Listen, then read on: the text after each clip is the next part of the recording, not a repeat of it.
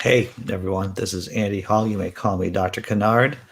And this is the Disappointed Cat Morning Show. If you're watching on Facebook, you'll be able to see the show, but you will not be able to engage us in the chat. There is a link to the YouTube page, the link to YouTube that you can come and join us, because you'll see me interacting quite a bit with the chat. And I can't do that when you're on Facebook. Regardless, what are the news stories we're covering today? Oregon and British Columbia somehow are in some kind of horrible competition in terms of how many people have died from the heat. British Columbia won, by the way.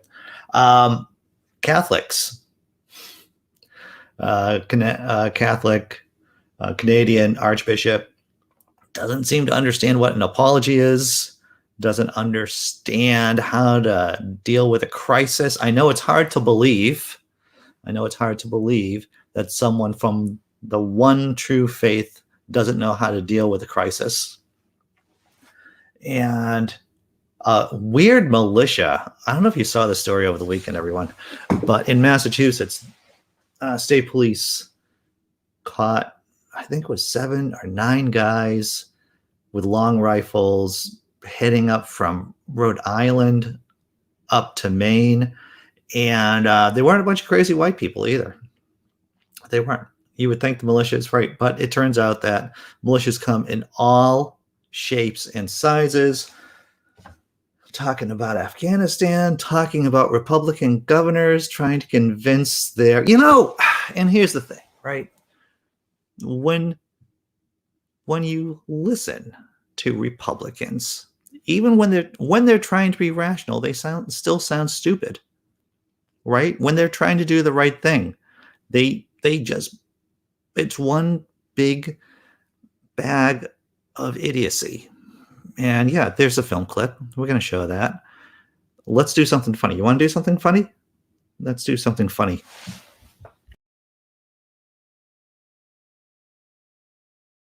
So I'm the assistant manager of Phantom Fireworks. By assistant manager, I mean future assistant manager. You know what they say, dress for the job you want. Look me in the bugs and tell me this isn't future assistant manager material. Let's take a look at the inventory. Now, so much of selling fireworks is branding. Take this, for example. Used to be called STD. We weren't selling any of them. Then we just changed the name to Burning Love, selling like hotcakes. This one's phenomenal. I actually submitted to corporate myself. Blastroids. Now, you might think it's a play on words for asteroids. Hemorrhoids. I want to draw your attention to our no-dud guarantee. The only one shooting blanks around here is me. How'd I know this was for me? I still remember the day Dan Zielinski duct taped 50 bottle rockets to his rollerblades. Went over to the skate park. He did 360, then a 540, then a 1080, and he just kept going and going. In fact, we named the tornadoes after him. All proceeds go to his family. Be safe out there.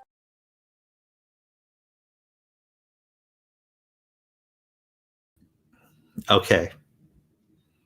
It was July 4th yesterday. I hope obviously, if you're here right now, you have survived it, as have I. My biggest problem, of course, over the weekend was drinking on Saturday with Seamus and Neil, the 604 Atheists and Bionic Dance. And that was a lot of drinking, doing a lot of shots. And I owe John Hudson an apology, because apparently his head still aches. Good afternoon from Scotland. Hello, Wild Eden. All right, let's check out the chat. Who's around? Because it's Monday. Today's an official holiday here in the States. July 4th was on a Sunday, so we get a free day off. Well, most of us have a day off. I do not have a day off. So, and I'm not even talking about this. I'm talking about my, regular job. So, yes, most people here in the States have the day off. John Hudson, F you, Andy. My head still hurts. That was from Saturday. And Neil plus Seamus and Andy. Yeah, that's trouble. We're nothing but trouble. Simply Secular Dave from the West Coast. Hope you're doing well. And Wild Eden from Scotland. Glad that you're here. Let's see, Bonnie. Hello. And did I get everyone? Phil Lister. Hello, Phil Lister. Phil Lister put a comment in the video from last night. Joe Badon was supposed to be on last night. He was our guest, and Phil Lister must have saw the trailer for The Blood of the Dinosaurs. And it is a bizarre clip. Joe does bizarre movies. He does these mashups. When you think about some modern art being non-representational art, Joe does this kind of weird type of storytelling, and it's more stream of consciousness than the traditional 3-act structure. I did talk to Joe, by the way. Joe messaged me last night. He said he got the time zones wrong. Joe's in Central Time. We, of course, are in Eastern Time. Or at least that was the time I told him. So he apologized profusely. It looks like he'll be back on the show probably for a recorded segment. I don't think I'm going to be able to do this live because, I'm busy next weekend. So he's going to be back on. We're going to talk about his movies. Oh, yes. Let's see. Derek Cruz, good morning, sir. Good morning. And it was weird, Phil Lister. It's all just, he does good work. Joe does good work, but it is pretty odd stuff. So let's see. You want to do something? We'll do some more funny things, right? We'll do some more funny things before we start talking about the news, because the news can oftentimes be not funny. So we have to pepper comedy in here. All right. That's not the right button, Andy. Oh, it's Monday morning and it's harsh. First meme, everyone. America. I'm so patriotic. I piss red, white, and blue. My doctor said it might be pancreatic cancer. I told him to shut his commie mouth. That's a great picture right there, everyone. Next meme. I'm pretty sure I shared this before, but I still like it. Donald Trump has been reinstated as a failed businessman. Of course, there's the QAnon conspiracy that he's going to be reinstated as president in August.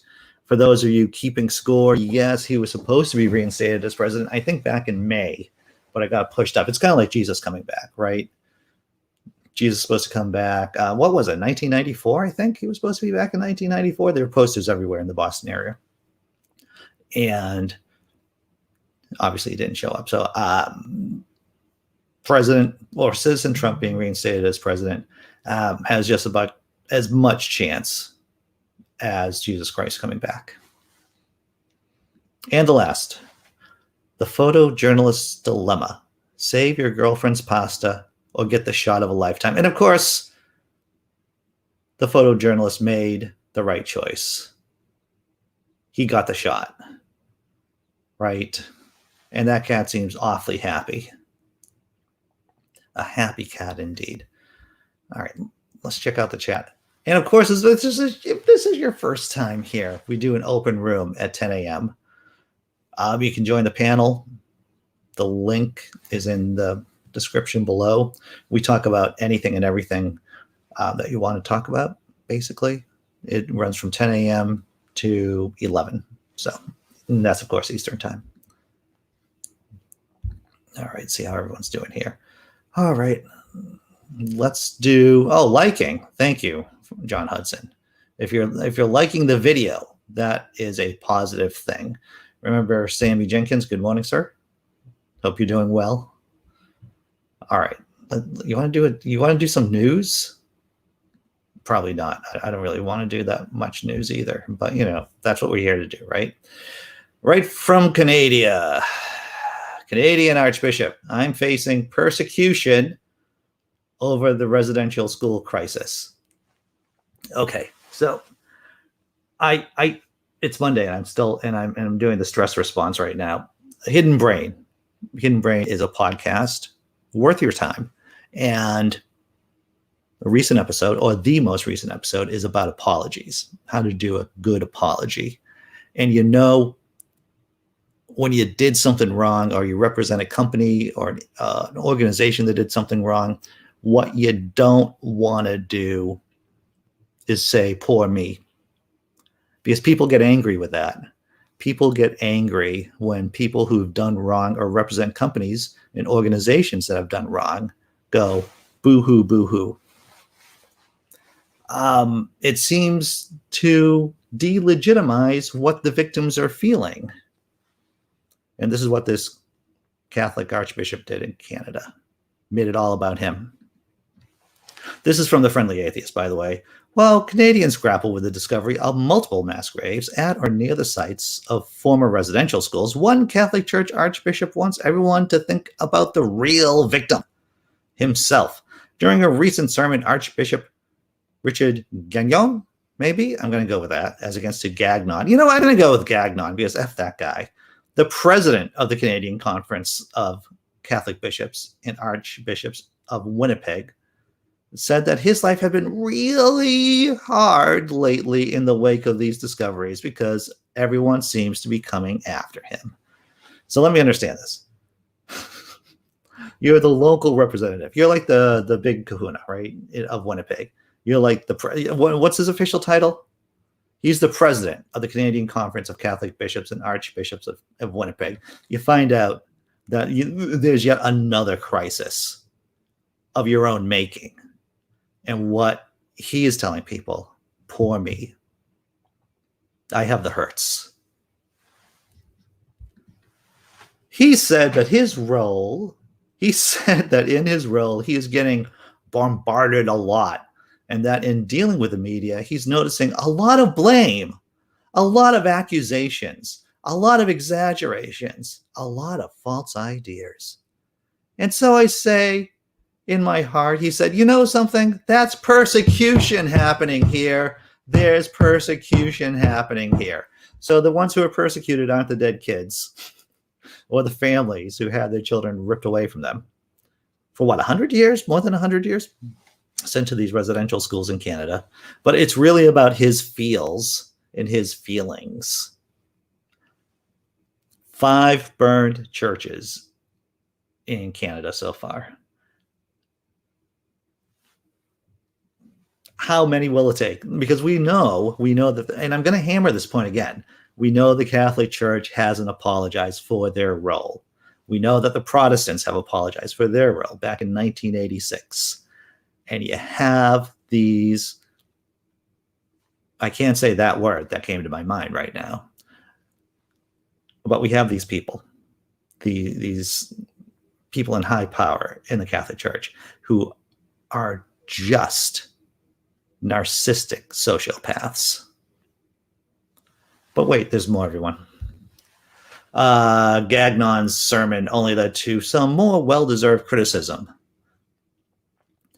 This is from a Native American elder. I believe, yes, here it is. It's very hard for me to articulate how outraged, disappointed, angry I am to hear anybody in his position, given what's happened, talk about feeling that the church in any way is being persecuted, said Maurice Switzer, a citizen of the Mississaugas of Alderville First Nation, who serves on the Indigenous Reconciliation Advisory Group of the Ontario Human Rights Commission.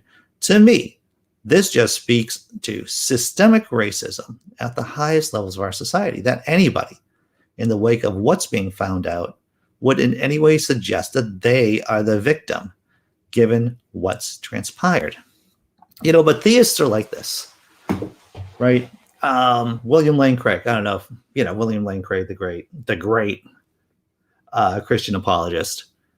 I remember his piece years ago about why, you know, when the biblical genocide of the Canaanites in the Holy Land, back in the book of Joshua, and William Lane Craig wrote basically that you shouldn't really feel bad for all those women, children that were killed by ancient Israelites. You should really feel bad for the soldiers, for the ancient Israeli soldiers, Joshua and his merry band of genocidal lunatics.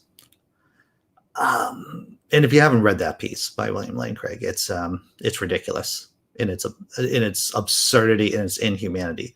But that's what faith does. 27 comments. I should catch up. Here it is. Math pigs. His brain explodes. Well, Phil Lister, you raise a very good point. The Catholic Church seemed very good at burying children. They cared for in many nations. This is true. I dear. That's right, Dave. I dear. Drink. Math pig spuds. Math pig spuds. Waiting on a scan to. Oh wow. All right. Well, I hope all is okay with you, Math pig spuds. That's what I hope. Oh wow. Best part of the weekend. Monday morning with Andy and laughing in disbelief. Why, thank you, Sammy. We're going to talk about the heat wave, climate crisis. I'm doing the stress thing, everyone. I'm doing the stress thing again. I'm just, maybe these Monday morning shows after doing the Sunday night shows, they can be tough. So yeah. All right. So let's go on. Let's go on here. Actually, I still have because I still have a shot glass full of mezcal from Saturday night, and I can barely even look at it without being ill. That's how much drink I had. It was a lot. All right, next story, everyone. Oregon governor heat wave death toll absolutely unacceptable. I teased this story. I think it was on Atheist Drinking Out Loud. Might have been on the show last night. I don't know. Simply Secular Dave from the West Coast sent me the link about British Columbia. So we're going to talk about British Columbia after Oregon. And then we're going to talk a little bit about infrastructure and then the whole mess, everyone. Here it is. Oregon governor, heat wave death toll, totally unacceptable. Oregon Governor Kate Brown, Democrat, on Sunday denounced as absolutely unacceptable the scores of deaths in her state as a result of the recent record-setting heat wave in the Pacific Northwest. During an appearance on CBS's Face the Nation, Brown told host Ed O'Keefe that her administration's biggest concern is that this is a harbinger of things to come. We have been working to prepare for climate change in the state for a number of years, she said.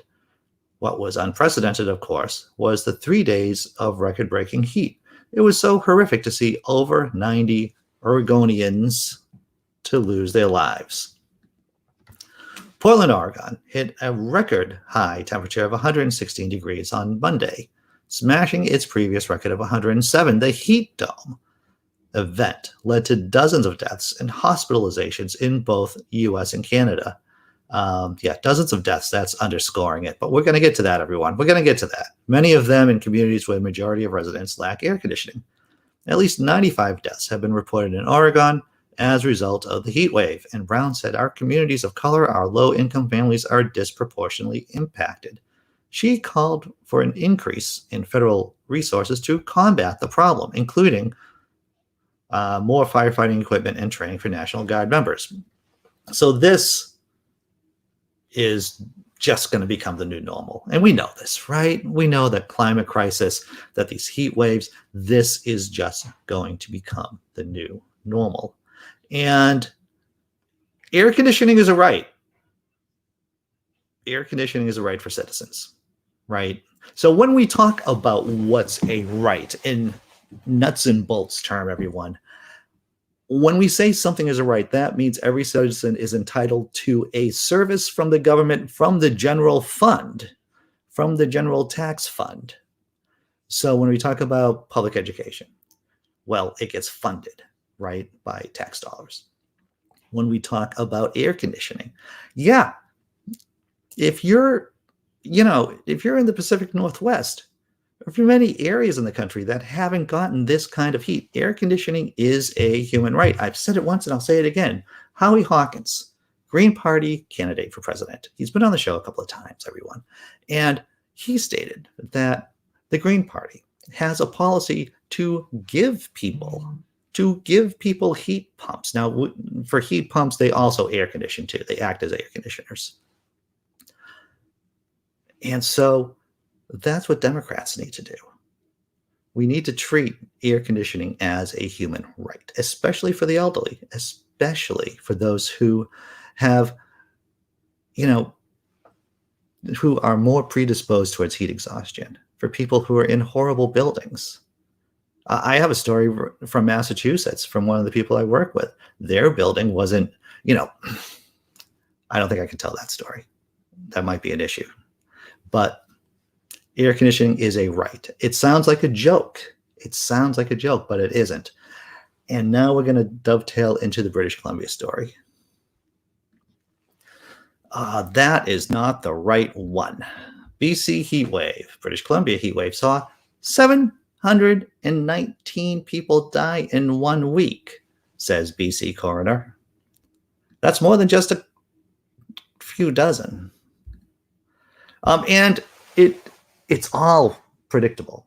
This is all predictable, and you would think that governments would have the wherewithal.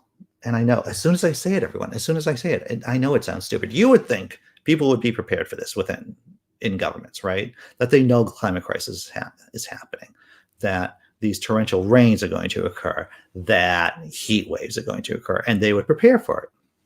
No. This is just a slice of what happened from British Columbia. The update comes after Global News reported that BC Emergency Health Services, which operates the province's paramedics, did not activate its 24/7 Emergency Coordination Center until Tuesday, the day after BC's deadly heat wave began to subside. The center allows the service to reprioritize work and redeploy staff to focus on a crisis amid the scorching heat. Many British Columbians reported waiting for hours for ambulances. Read that again, everyone. Amid the scorching heat, many British Columbians reported waiting for hours for ambulances, while others took it upon themselves to go to fire halls looking for help. I imagine a fire hall is a fire department. So let's take a step back and let's talk about how organizations can actually prepare for what some people would consider the unexpected, but what intelligent people would know to be, well, this is something that's coming down the line. So there should be people within the government, within large organizations and small organizations too, that just tell people that they're wrong, that you're not doing it right, that just say, of course, it's the 10th man strategy, right? It's the 10th man principle. If 9 people within your organization agree on a thing, then it's the rule, it's the duty of the 10th person to say that, hey, this isn't right, and I'm going to write and tell you why you're not right. So what it does is that you have to institutionalize contrarian voices, right, within organizations to keep them from engaging in groupthink. It's not a guarantee to solve the problem, but you need to have these contrarian voices within organizations, keeping people honest, keeping institutions honest. The Mossad does this in Israel. Let's check out the comments. Checking out the chat, seeing what's going on. The heat is unacceptable. Now go do something about it. It is. Drinking it. I'm not drinking the mezcal. No, I'm not. No, that would be bad. Kind of glad Sweden kicked out Catholic power in the 60s. Well, that was the Reformation, as I recall, if I have my history correct. All right, let's see what else is going on here in the chat. Oh, that's John Hudson. What genocide did the Christians perform in Australia to Indigenous people? That's a big thing, man. That's a big response.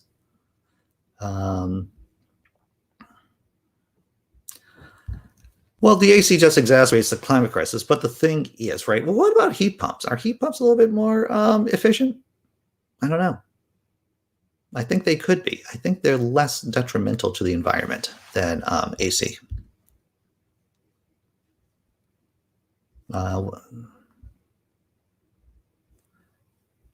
Let's see. Let's check out. All right, I think I'm caught up. So simply secular Dave, the fire hall is the fire truck station, right, where the firemen are. It's the fire department. It's what we would call the fire department here in the States. Okay. Halftime. Tummy Rub Show, everyone, I'm going to say this. So we're not doing ads. We're not doing ads on this channel. The Dig podcast, which is a leftist podcast, which I subscribe to. I took an inspiration from them. They are 100% viewer supported by their patrons. So I've decided to follow in their steps, in the fact that I don't want to be complicit in the crappy, late stage American capitalism by running ads on this channel. And so this is viewer supported. So via Patreon, via, become a YouTube member, this is how this works basically. So no ads. If you can contribute, then please do. If you can't, then do not put yourself in financial jeopardy. Seems pretty, I feel like I have to say that. But please like the video, and let's do the halftime Tummy Rub Show.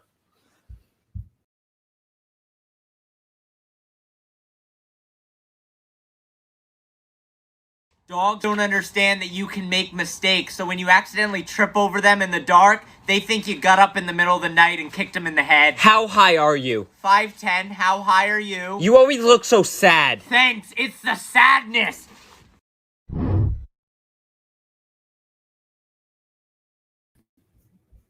I wonder how many times he had to do that. And he had to pull that window down at just the right speed so he didn't smash his fingers. Because I don't think that was a one-take shot. I think he had to practice it a number of times, slamming that window down. All right. So, what did we cover so far? The Archbishop in Winnipeg basically saying, hey, look at me.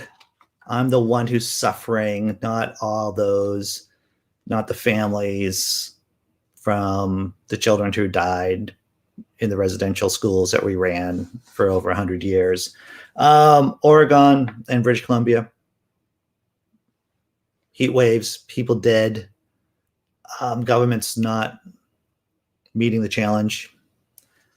And let's, what do you guys want to do? You want to talk about Republicans, or do you want to talk about the Taliban? I know it's difficult to really separate the two, because I think they're both in basically the theocratic, lunatic category. But it's either we're going to talk about the Taliban or we're going to talk about Republican governors. I think the governor one's pretty funny, or it's funnier, less sad. I think I'm going to go with the GOP governors. Then maybe we'll hit the Taliban later on. Republicans. The Afghan army is collapsing. That is correct, Phil Lister. All right, we'll do the Republican governors, and then we'll hit the Taliban after this. I mean, in a bit.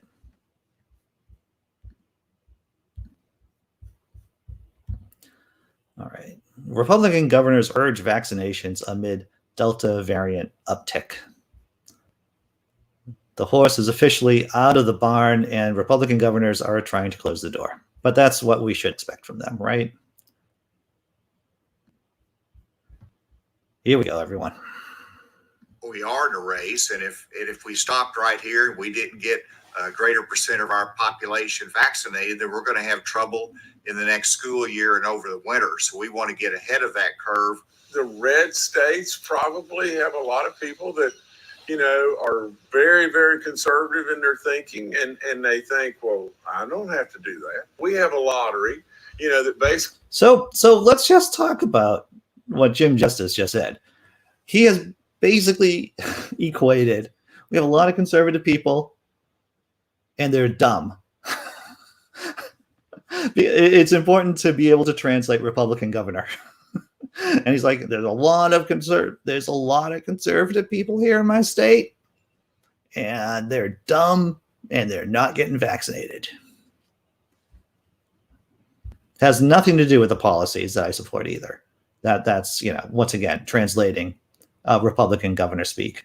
Basically says, if you're vaccinated, we're going to give you stuff. Well, you've got another lottery going on, and it's the death lottery. Everything is political. It's a huge mistake, and it's caused us to make bad decisions during this pandemic. We're doing a little better amongst Republicans here in the state of Utah when it comes to vaccines versus those numbers that you just shared, and we'll continue to work with everyone in our state to get them vaccinated. The vulnerability is where vaccination rates are lower, and that's just another reason to not only get yourself vaccinated for your own safety, but also for your family and for your community. As a nation, as a whole, we are doing very well. But we have a big country with disparity in the willingness to be vaccinated. So there are some states where the level of vaccination of individuals is 35% or less. Under those circumstances, you might expect to see spikes in certain regions. I don't think you're going to be seeing anything nationwide. Why are you having so much trouble getting people vaccinated? In a rural state, in a conservative state, there is hesitancy, and you're trying to overcome that. What could actually put them over the edge to want it at this point? Well, Martha, I hate to say this, but what would put them over the edge is an awful lot of people die. The only way that's really going to happen is a catastrophe that none of us want. And so we just got to keep trying. Well, you know, you got to give Jim Justice some credit there. Is that not only did he pretty much equate conservative voters with conservative citizens as idiots, but he's like, yeah, bunch of body bags. That's what's going to convince Republicans. That's what's going to convince the vax hesitant conservative Trump supporters to get the vaccine are a bunch of dead people. Points for honesty. Points for honesty from the governor of West Virginia. Oh my God. My fictitious God. All right. Dr. Mordecai, glad to see that you're here. Always a pleasure. John Hudson, this is interesting. Utah has so many kids. Over 50% of the population is under 25. I did not know that. I wonder if that's due to the Church of Latter-day Saints, since in their aftercare, afterlife program, you do better, you rank better in heaven with the more kids that you have. I believe that's the scheme. That's the plan. I didn't know that statistic about Utah having so many children. And yeah. And the thing is, as we've pointed out so many times, when you don't get the vaccine, you become a petri dish, an incubator for the virus. And so other mutations, other variants can occur thanks to people not being vaccinated. Vesta, glad to see that you're here. What have you missed? We just talked about, shared a video about a bunch of Republican governors talking about the tragedy of their people not getting vaccinated. Of course, what they don't do, what's up, Clockwork? What's up? So back to Vesta. So we just talked about Republican governors. You know, it's the same people who champion these causes that increase the general stupidity of the population. And then when that stupidity bites them on the ass, they're like, we're not responsible for this. Other stories we covered, Catholic Archbishop in Canada, Oregon and BC. We're going to talk about a crazy militia that got busted, or some members of a militia that got busted here in Massachusetts. All right. Let's see what's going on here with the story. This happened over the weekend. I saw the news alerts, and it's like a militia. And then I saw the name of it. I think it's something like Moorish militia. It's like, that doesn't sound like a bunch of wacky white guys going out and doing chicanery. No. Yeah, I use the word chicanery. I use tough language here. Heavily armed militia group shut down Massachusetts highway in bizarre standoff. And yes, that is the Moroccan flag that you see there on the right. So you've heard of the sovereign citizen movement. probably chat, viewers, lurkers, observers. Sovereign citizen movement states that every citizen is sovereign and the state doesn't really have any power over them, ergo the sovereignness of the sovereign citizen. Well, let's just get to the story. A cadre of armed men from a militia group called the Rise of the Moors. Man, I wonder what that video game scene looks like. The Rise of the Moors shut down a highway outside of Boston for more than 9 hours on Saturday morning after allegedly refusing to comply with police officers and taking off into the woods with guns. The group says on their website that they're Moorish Americans dedicated to educating new Moors and influencing our elders. In YouTube videos of the incident, they claimed they were only trying to travel peacefully to their private land to camp and train on Saturday. CBS Boston reported that they were headed from Rhode Island to Maine. According to Massachusetts State Police, a trooper saw 2 cars on the side of I-95 at about 1:30 a.m. with hazard lights on, attempting to add gas to their tanks. How are you trying? I mean, it just seemed like these guys were just trying to draw attention to themselves. They're adding gas to their tanks at 1:30 a.m. Yeah, cops are going to stop by just to see what's going on, right? Something shady or something odd is going on. Then, yeah, a state trooper is going to look. When officers stopped to assist, they noticed the men were wearing military gear and had a lot of guns. The trooper asked for driver's licenses and gun licenses, but the men allegedly refused to provide any, and they refused to put down their weapons. The trooper called for backup, and some of the men fled, police said. In a live stream video of the group's YouTube page, a member of the group, dressed in camo gear, said they were traveling with gas tanks to refuel their cars so they could avoid making unnecessary stops that might alarm the public. Is it me? But are people in militia just not that smart? So their stated goal is that they don't want to draw attention to themselves.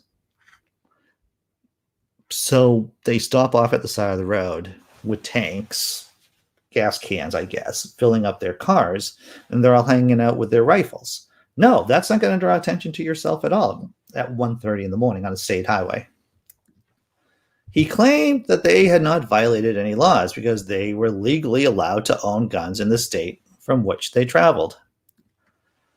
He claimed that they had asked officers to explain what their probable cause was, and the sergeant allegedly said he did not know. We do not intend to be hostile. We do not intend to be aggressive, he said, adding that they were not anti-police or black identity extremists. Our nation, Morocco, by the way, everyone, our nation has a treaty with your government, the man said, gesturing to another man standing on the highway holding what looked like to be a Moroccan flag. He said they were immune to state laws. Immune to state laws.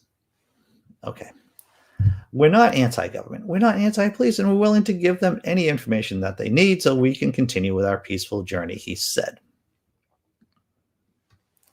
The Southern Poverty Law Center says that several organizations and individuals have identified with the Moorish sovereign citizen movement in the U.S. since the 1990s. The movement is associated with the anti-government sovereign citizens movement, and some Moorish sovereigns have come into conflict with government agencies over their refusal to obey laws. They believe that African Americans constitute an elite class within American society with special rights. Southern Poverty Law Center writes. Let me say that again. They believe that African Americans constitute an elite class within American society with special rights. I don't know. It's just microphone. Why am I talking to you on a Monday microphone? I usually don't start talking to you until Thursday. But now I'm talking to you. I'm talking to the microphone, and it's only Monday. I don't know. There's more. There's more to this.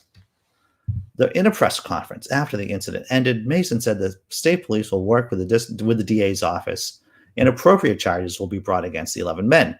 As you can imagine, 11 armed individuals standing with long guns slung on an interstate highway at 2 in the morning certainly raises concerns and is not consistent with the firearms laws that we have here in Massachusetts, he said. He said the men did not have gun licenses on them. Either way, he said, Massachusetts does not allow unloaded or loaded guns to be carried on an interstate highway. I understand that they have a different perspective on that, he said. Let's see what the chat has to say. Warriors for Yahweh? I don't know. I don't know who they're warriors for. Tesla Ranger, glad to see that you're here, Tesla. We do not intend to be hostile, he said, while packing 75 pounds of weapons and ammo. Why don't I believe him? Yes. Okay, so Sammy, thank you. Thank you for saying this. So, are they sovereign citizens or are they Moroccan? In other words, are they citizens of Morocco with special rights, or are they sovereign citizens here? Yeah, I don't understand it either.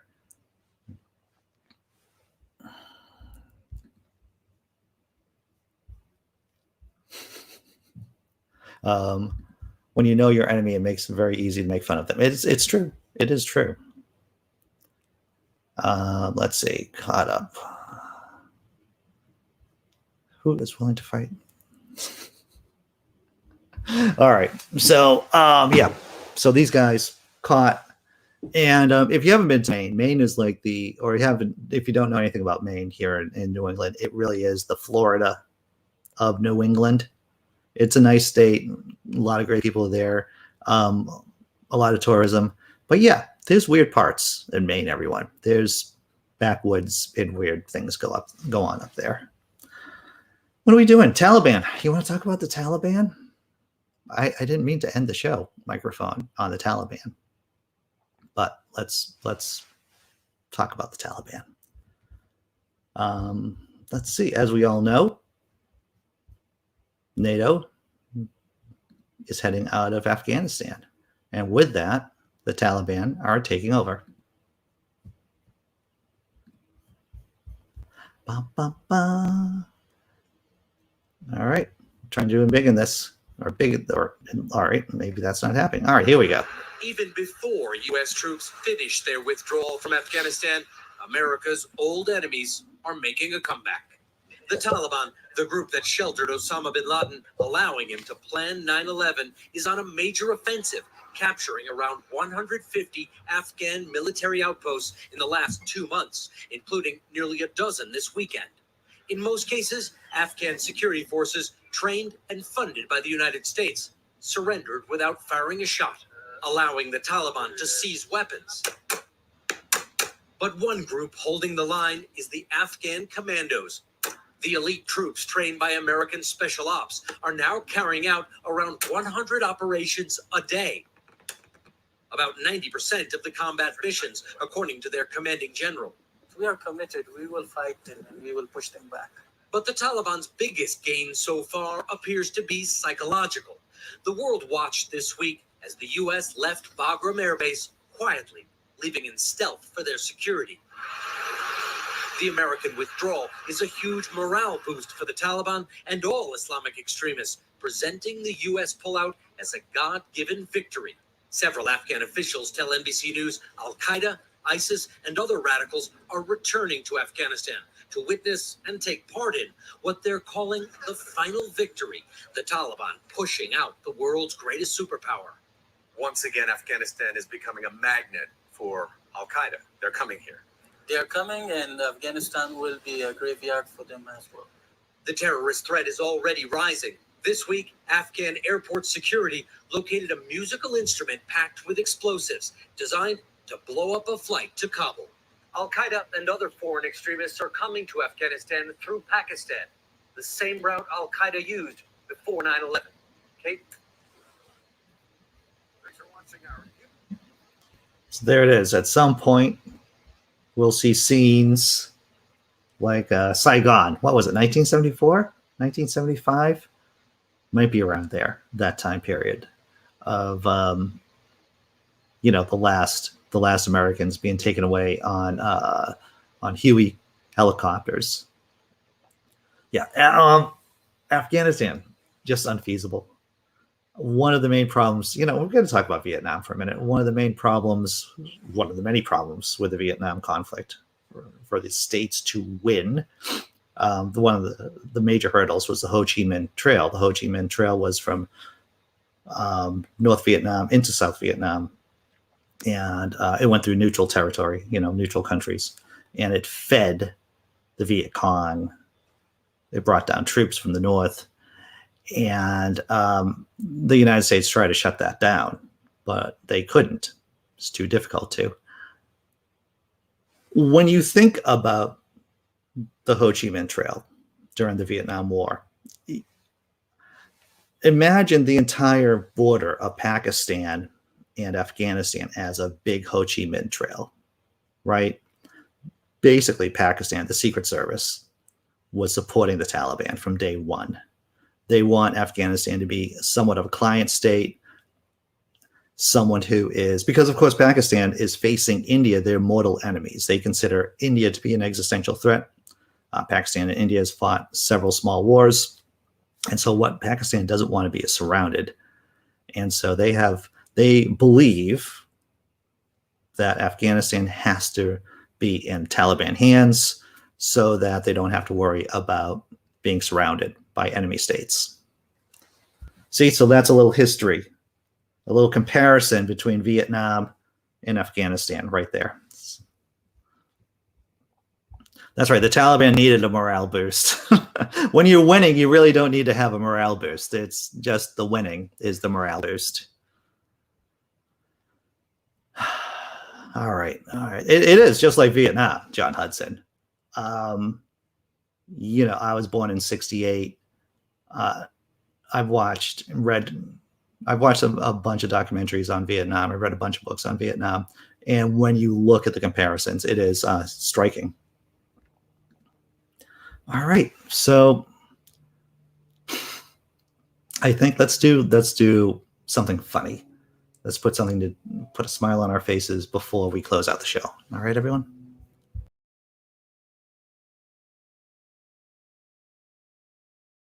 I feel like there's definitely a middle ground between the normal way of pronouncing something and how you actually pronounce it. We all know it's annoying when you say, oh yeah, I went to a cafe and had a croissant, but it's also annoying if it's too correct. Yeah, Jim and I went to a cafe, we had a croissant, and it was really good. I think what you gotta do is you gotta say it 75% correct, and then provide a diversion immediately after to hide the fact that you're being a jerk. Yeah, Jim and I went to a cafe, we got some croissant. Afterwards, we got some socks at Louis Vuitton.